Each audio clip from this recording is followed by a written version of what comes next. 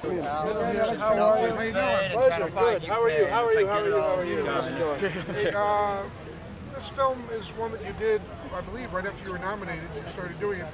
You have a long relationship with Kevin. This is your second or third film with him? This is my third film that I've done with Kevin. I did Mallrats, Chasing Amy, and then this. And we were working on this right around the time of the Academy Awards, so it was a little bit hectic and a little bit crazy.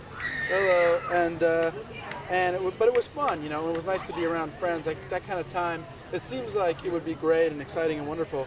Actually, you can't enjoy it for how nervous and freaked out and weirded out you feel. Only later does it seem kind of nice in retrospect. At the time, you're in a sort of constant state of panic. So it was really nice to be around a bunch of really nice, supportive, cool people who I could have a good time with. And then after you made this film, you went and made a big studio film.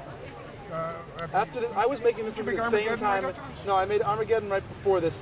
I made Armageddon, and then I did this movie and Shakespeare in Love at the same time, which is why my haircut for Armageddon and Shakespeare in Love, for Dogma and Shakespeare in Love are almost identical, because it's really short. I got it cut into this weird point for Shakespeare in Love, and then I couldn't really change it, so I was flying back and forth. So Dogma just got to kind of live with it. You know? Which do you prefer, the big studio films or the independent films?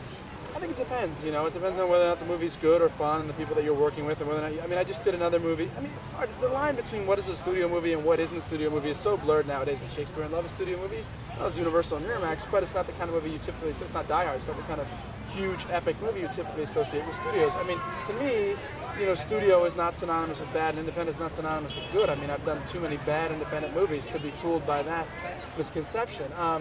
Sometimes you can try things that are different, but more often than not, there's still people paying for independent movies, and they're more present, and they're anal, and they really want to get their movie, to be the big hit at Sundance or whatever. So then they're kind of on your case, and so you always have somebody who's invested money in your movie who wants it to be a certain way. You're better off if you're looking, I think, in my experience, for more freedom to try and take risks and try unusual things. Work with a strong director with a good reputation who can sort of decide that this is the kind of movie I want to make, and then create a sort of safe environment for you to do that. And Kevin can do that, and John Sayles can do that, and Spike Lee can do that, and also I'm sure Stephen Frears can do that with his big studio movies, and he's great. Or Scorsese, I'm sure.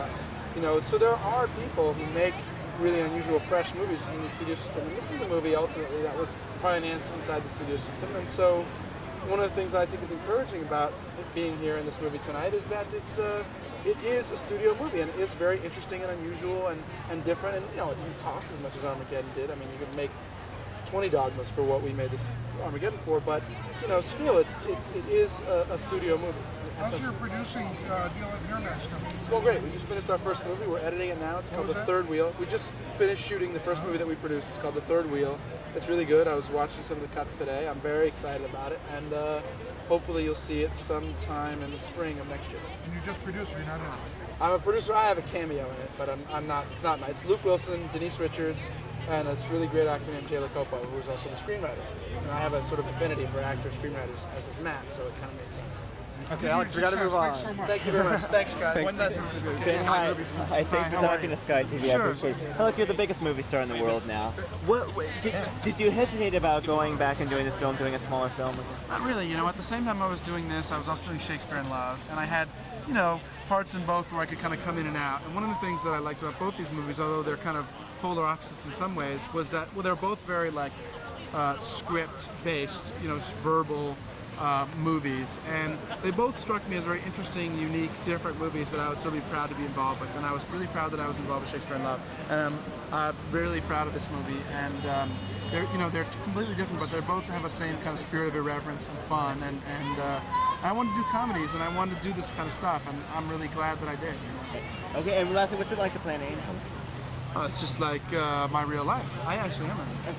So, being a serious teen special, what's the biggest problem with being a teenager? Probably, the prevalence of AIDS. There's a lot of drug use. I think, psychologically speaking, to associate, one of the things AIDS has done, besides make it kind of hazardous to have sex, is associate sex with death.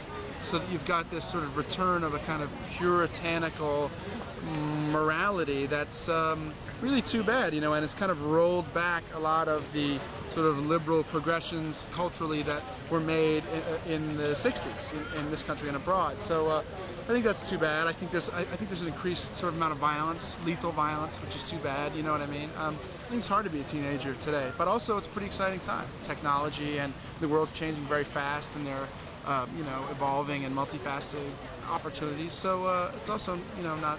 It's also exciting. Thanks for stopping, Ben. Thank you. Ben, you start this man right here.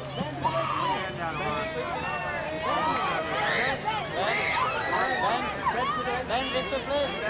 Ben, Tibor. Ben, please, this way. Ben. And Ben. Okay, Ben. Ben. Thank you.